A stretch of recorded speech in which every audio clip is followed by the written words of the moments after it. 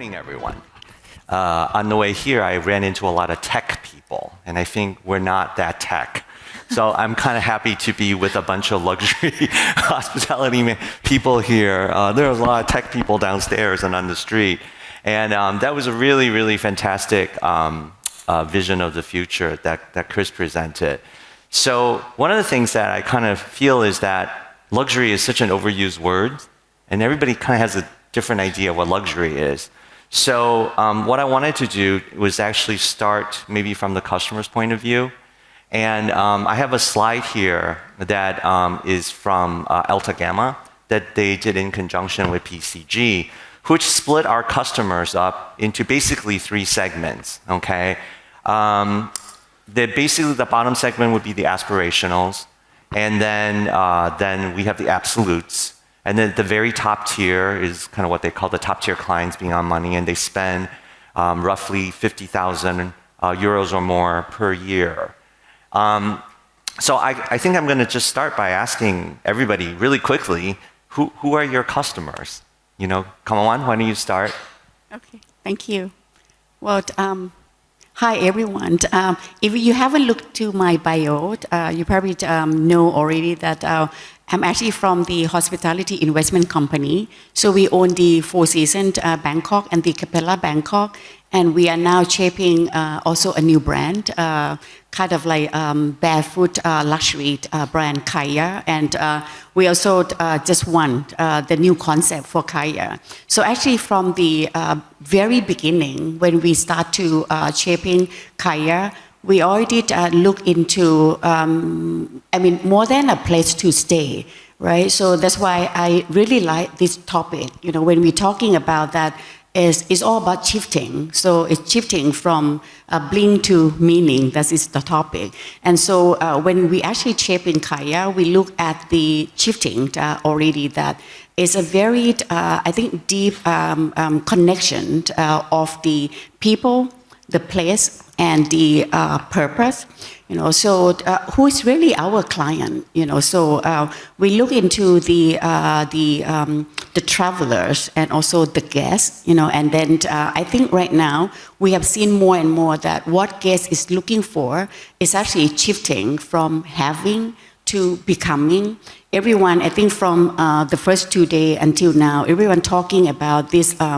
The life-changing moment, you know, this is what people are looking for. So with my 20-year, actually almost 20 year in the hotel investment, what we have seen is that everything is actually shifting, you know, from, I think we can say that in the well-being, you can see that shifting from just the spa into the deep wellness and soon to be the longevity science. And we also see a very big shifting that from the sightseeing to the cultural immersion. We see a very big shifting as well from the eco-friendly, you know, sustainability, which is the big word that we used to use, into the regenerative experiences. So those are the guests that we're looking for, and we are experiencing, actually catering the service to them. You know, so whether it's a Four Seasons or it's the Capella or the new brand Kaya. You know, those are the guests that we are looking at. And I believe that this is not just the fashion, you know, that happened from time to time. I think this is mainly driven by the young generation, you know. So I think we have seen in the previous session as well that 70% of the main traveler, you know, whether now or the future, will be the millennials and the Gen Z, right? So these are the people who actually value. I'm not saying that my generation not value that, but I think it's a different perspective that this younger generation really value the impact, you know, the social impact, the well-being. Yeah. You know, they want to save the world. Yeah. But I think you mentioned something that's very interesting, which you call barefoot luxury. And I know, Philippe, you're also, obviously you've stayed in so many luxury hotels in your life, and you've created, you know, a really valuable list of all the hotels and what the experiences are and stuff like that. But your newest project Voira in Madagascar, I think is striking at the very heart of this concept that Kamonwan talked about, which is about barefoot luxury. Can you explain a little bit about what your concept behind that is? Sure. So with PK's list, I traveled to, I've stayed in over 2,000 of the world's top hotels in 150 countries, and I made it sort of my life to, live 2 nights in every hotel, which was a lot of fun. And during that trip, I sort of, that life, I sort of saw that there was a need for barefoot luxury. I saw that a lot of the luxury brands were heading all in the same direction. They were fighting to be number one. Yeah. You look at brands that I love a lot, like Six Senses, with the, Neil Jacobs, former Four Seasons, has become more of a Four Seasons than the original Six Senses. Aman is ultra luxury. Yeah. It's lost sort of what I think was the soul of Aman from the beginning. Yeah. So what we saw was that there was an opportunity to create something new in the barefoot luxury space. Right. We look at the 5 stages of luxury, and we see that the 5th stage of luxury is really when you no longer need to brag about where you go. You don't need to show where you are. You have found a place where you belong. So Voira in Madagascar. And why Madagascar? I grew up there as a kid, and as a result, I wanted to do something for a very poor country, the 5th poorest country in the world, but it's also extremely beautiful. So we use that as the DNA for the brand, and Voira means sacred nature or forbidden fruit in Malagasy, and it's the first of several properties in a barefoot luxury brand. So the next one is opening next year in the Caribbean, and then we're looking at about 10 to 20 hotels in the next 10 years. Right. So do your customers basically get involved with social activities or activities for the community? Is embedded into their stay, or is that like an optional add-on to bring more meaning into their travel? Yeah, so what we do is that we take, instead of using 10% service fee, we do that as well, but that goes to helping the local communities. So we actually do a lot of programs through an NGO that we've started. So we don't force guests to participate. Of course, we show them a lot of the programs we do, whether it's replanting trees because deforestation is a big thing in Madagascar, or helping local communities with whether it's sanitary stations or schools or hospitals, etc. So for us, it's more about the wealthy today are willing to spend well over $2,000 a night when they stay in a hotel. Right. So if we can take part of that and give back to the local community, we can actually make a real change while we're still here. That's fantastic. Yeah. So, obviously the clients that you're dealing with are on the very top tier. Yeah. Absolutes or, the Beyond Money set. Stephanie, for you, you manage a bunch of luxury villas all over.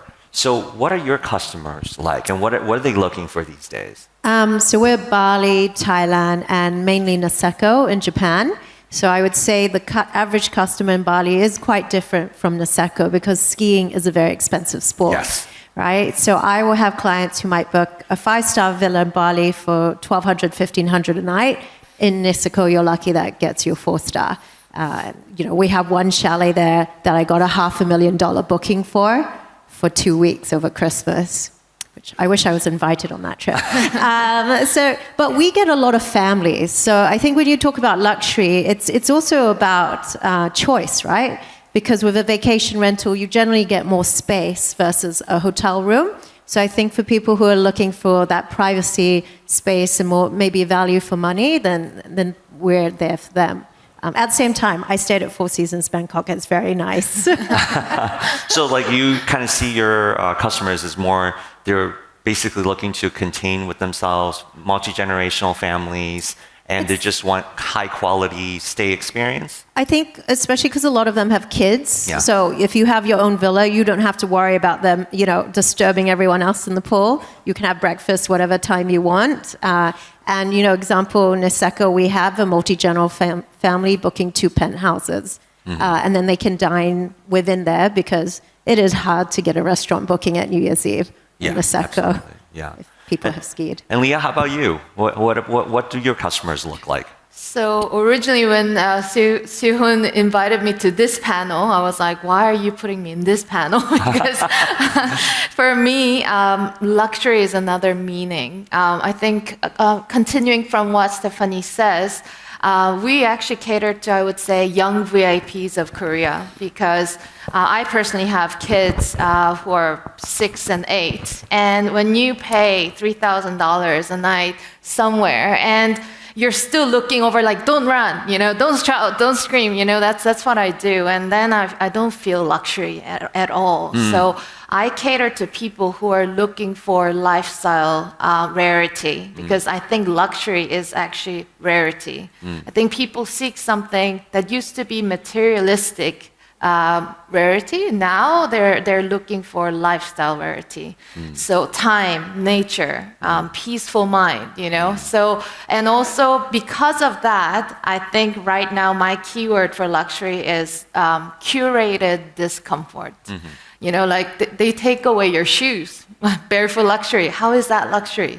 Because actually to touch the nature with your own feet, which could be a little bit uncomfortable, but you never actually get the experience in your real life. You're busy earning money, just, working. So we actually are curating a little bit of discomfort in order for people to actually go back to who they really are. I think this is what I'm trying to do by making stories, making experiences that can actually generate more memories and getting you back, like reconnect to reality. I like that, curated discomfort. I mean, it's along the same line of analog luxury. It's a lot of the things that we're talking about. There's a huge difference between things being expensive versus things being meaningful. Right. And I think kind of what we're finding in our respective customer set is that meaningful overrides expenses. When things are meaningful, people will pay the proper amount of money for it. But just because something is expensive doesn't mean that it's meaningful. Sometimes it could just be like the suite. There's a lot of people in town, so hotels are really expensive. Can we go on to the next slide, please? So obviously our customers do not just spend money in hotel. They spend money everywhere. So here from Alta Gamma basically shows in the Beyond Money segment what are the categories of things that they're spending in, and it's divided into personal luxury, mobility, and experiential stuff, which occupies actually a really, really large percentage of the spend overall. But are you guys surprised that mobility, yachts, and jets, 100% of the Beyond luxury, Beyond Money people basically have spent money in mobility? What do you think that says about the travel experience overall? That it's so bad that they basically want to have their own thing? What do you think? Sorry. Go ahead. I'm actually not surprised in the mobility, but I think that is also where the luxury brand has already got into, right? Because, for example, back to the, I think we have seen the product already. The Four Seasons has the private jet that you can go around the world. They have the private yacht that you can go around the world. And I think Belmont has a train, an Orient Express or something like that, right? And the Ritz-Carlton has the yacht for quite some time already. You will see more and more the Aman. So I think just to share, from our hospitality as well, we actually always keep watching the luxury auto and also the retail, right? Because not only because we actually share the same clientele, but I think they are closer to. I mean, to me, they are closer to our client. So which brand do you look at from a retail point of view? Well, luxury auto would be like Ferrari. So the retail is definitely for me LVMH. LVMH is not only in retail, but they are in many things. But I think they are the true icon for the luxury world. So they actually cover everything. So I think what we learned from them is that because they are closer to the client. And we always look for the signal, which way they are going. And I think definitely on the daily basis, we look at their narrative, and then so to apply to us as the hotel investor, I look at how I can actually design, my hotel to be like a flagship, to be the state of the art, to be, crafted, very important, I think, is to create that community, right? Which is a very strong community. And then there's so many other models that we can use from the other luxury industry as well. For example, like the subscription or the private club and things like that. Yeah. So, Phil, do you have any luxury brand that you particularly look at outside of hospitality? I do, but I would first of all I would change that title from mobility to convenience. So I think that flying in a private jet with 4 seasons around the world is more of an experience. Yeah. Mobility is convenience. I think that everyone in this room hates standing in line, like going through passports, going through this, going through that, etc. If we all could afford a private jet, I think that the majority of this room probably will get one out of convenience. And not easier to get to Madagascar. Exactly. So from luxury brands perspective, there's not really one in particular that we look at, but one can agree that LVMH is now going into lower end as well. They're not just luxury, but low end luxury, if you call it that, and lifestyle, because they are seeing that the next generation in the next 20 years, who are, the transfer of wealth with $85 trillion changing hands, the next generation are not spending on watches and cars and fashion brands, etc., but more on experiences. So for me, it's interesting to see a brand like LVMH, how they are going into hotels, how they're going into experiences, how they're, sort of picking up everything they can to really target the entire spectrum. I agree. Jerry, could we have the next slide, please? One of the things is that obviously the high net worth individual has shifted quite a bit in the last decade. But when you look at the slide here, which was done, based on research, as of 2024, a whopping 81% of the world's high net worth individual, which are individuals that have 20 million euros or more in asset, are actually from North America and Europe. And Asia altogether accounts for about 16%. So that's effectively a 5-to-1 ratio. 5-to-1 ratio, right? So Stephanie and Leah, I'd like to ask you guys, if you guys are designing the next product for another 20 years, how do you basically design it in such a way so that you can get to some level of universal luxury experience that is still relevant? If the market here shifts from a primarily North American, European to something that's a little bit more evenly balanced between Asia and the Americas and Europe, or that is not possible? Do you think that luxury has to be very localized and tailored to the segments? Well, yes, it's quite different, in some ways. If you look at a chalet or a villa in Europe, typically they don't have staff. But here in Asia, it's very cheap to hire in Bali and Thailand. So we have 10 people waiting around, right? So to a certain extent, I don't think we can make it universally the same unless, of course, AI changes everything and we're all on universal credit. Do you think AI is the equalizer that can basically make everything the same, or? I think we'll have some fundamental shifts in the next 5 to 10 years, but that's a whole different topic about politics and employment and so forth. It does defer luxury, and you do have to localize it somewhat, but hopefully you can just standardize certain things like the service, amenities, and so forth. But at least for us in vacation rentals, everything is different. So we have customers who go to Niseko, there's no staff waiting for you, but in Bali there are, and they seem to be fine. They adjust. And Leah, what about you? You're really focusing on the young generation of VIPs, right? So a lot of those people will be coming into wealth, either inherited or self-grown. How do you think that you would have to basically service them differently? Or no, we just treat them like a European or an American? I think in this period of time, nationality is not that important. That's my opinion. Especially people that we cater to. I think they're pretty much globalized. So for me, what's very important is that we use AI. The topic of AI comes in.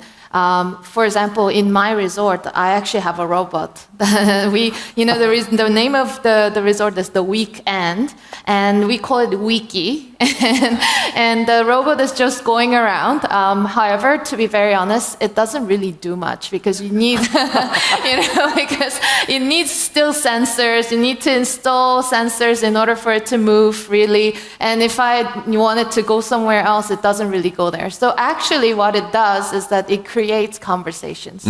So, when the wiki is going around, people are like, the kids are like curious. They're like, oh, they have a robot here. And so it creates conversations, and that humanizes AI and robots. Going back, why do we need AI and robot or such a thing? I think that in my generation and younger, we want to reconnect to reality, but in a not necessarily socially reconnecting, meaning we don't want to be socially active all the time because we're so used to looking at our phones, communicating with our phones. So we want to reconnect to reality, meaning reconnect to myself. However, we want to be able to choose when I connect socially with other people. And I think that's where the AI and the service of AI can come in. People, when they want quietness, but they want comfort, they can use the services of AI. If they want to actually talk to people, that's where the stuff can come in. Yeah. That's great. So one other thing that I kind of wanted to mention was that over the panels over the last few days, both at the boot camp and also yesterday, we keep hearing the word trust. That there needs to be a trust between the customer and the service provider. There needs to be trust that needs to be established between you and the app. Trust is like such a huge topic overall. So Edelman, which is a firm in the United States, has done a study on the trust index globally for many, many, many years. And Jerry, could we have the next slide, please? What they have found is that in the last few years, trust have actually eroded across businesses, government, NGOs, as well as media. But of the 4 different types of institutions, business is actually the most trusted. It's trusted more than government, it's trusted more than NGOs, trusted more than media. So we kind of hold like and also there is a breakdown of this that basically says hospitality is actually one of the most trusted industries, okay? But when you look at the trust broken down by country, what we find is that a lot of the high net worth individual countries actually distrust businesses, okay? And we are pretty much come from the high net worth individual countries, okay? So I'm going to turn this around a little bit, which I'm going to ask each of you, what does it take for a hospitality provider to earn your trust? Interesting question. I think it's managing expectation of the traveler. It's the number one. Staying true to its promise. I think that element of surprise, ensuring that you get more than you paid for without actually knowing it. Okay. So for me, when we book, we have a lot of ultra high net worth individuals, celebrities, and others in PK's list. And for us, it's all about prepping the general manager beforehand, so they actually know who the client is, and by doing so, we also ensure that they receive some sort of an element of surprise. Okay. A lot of people ask, like, okay, what's my itinerary? What am I going to get? And we say, relax. We are the trusted voice. Trust comes with us because we are we call it subjective travel intelligence. It's sort of opinionated travel. So you come to us because you want an opinion. If you want to make all your own choices, you don't need to come to us, basically. So for us, with the hotels, in order for us to trust them is that they actually deliver on their promise and they can provide, and that's what the hospitality is so great at, is to create these element of surprise and these moments that we all remember afterwards. Right. It's not how luxurious the room was, it's the unexpected when you get to a place and you get something that you did not expect. So it's a delightful surprises based on knowing your customers really, really well. Yeah, and surprising them, and sometimes taking them out of their comfort zone, and the curated discomfort again, right? Exactly. Yeah. Okay. Anybody else? Anything to add on top of that? Maybe I can add on to that. I totally agree. That is the authenticity. That create all the trust, but which come from us. But at the same time, I like to maybe speak about the external.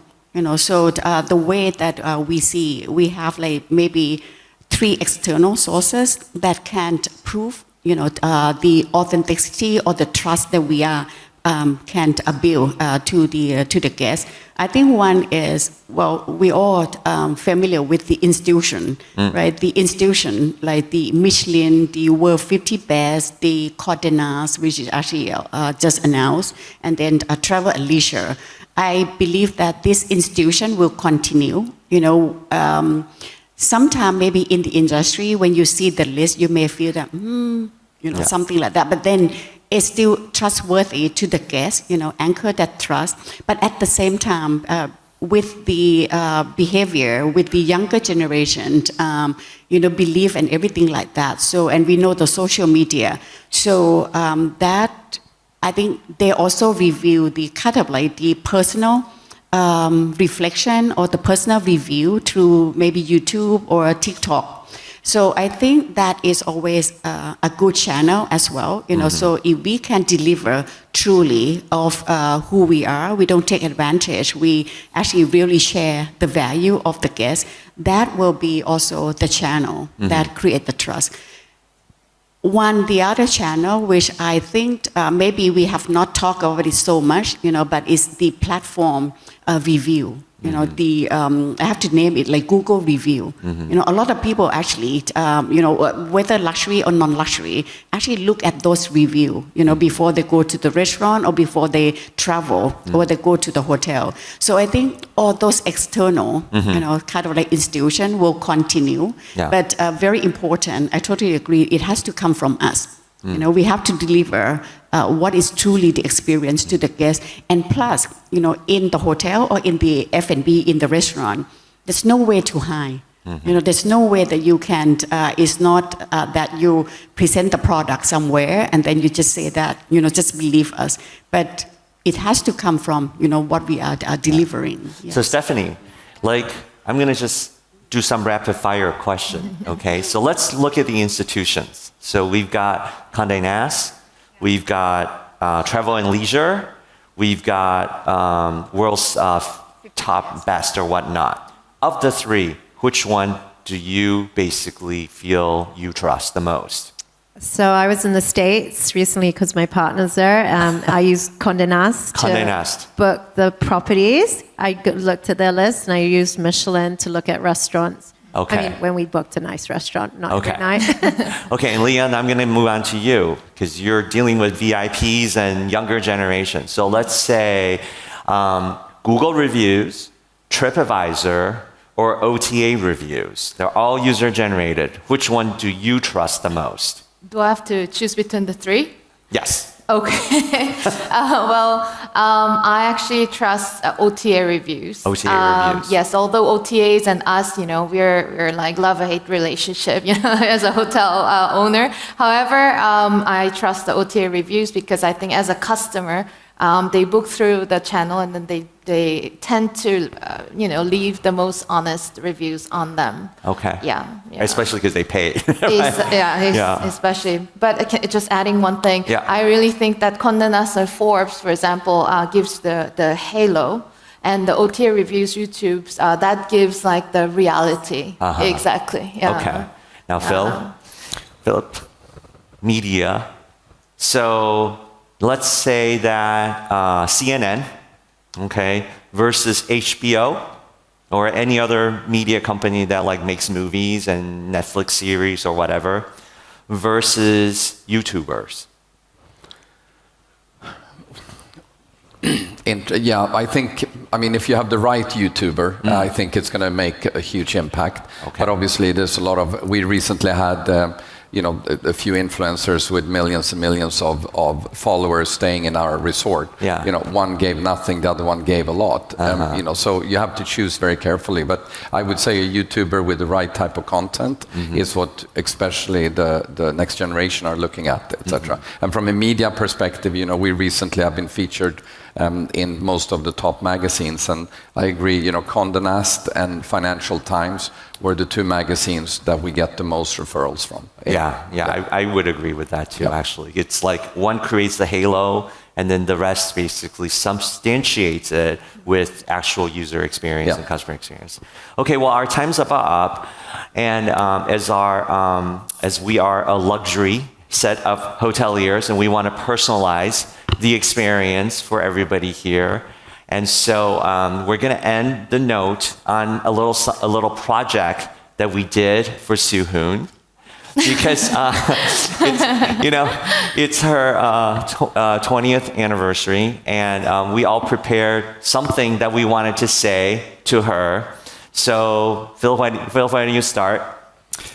So Sue, I haven't been you for 20 years, but it feels like 20. To say the least. We've experienced a lot of fun together in the few times we've met. And, the next 20 years is going to be an incredible thing. $85 trillion coming your way.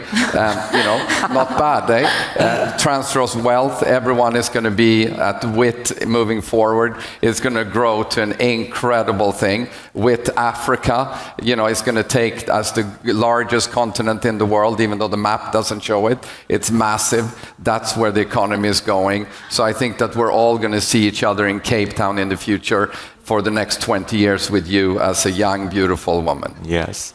Okay, and Leah also has something that she'd like to say. So Leah? Yes, I would like to quote Korean poem.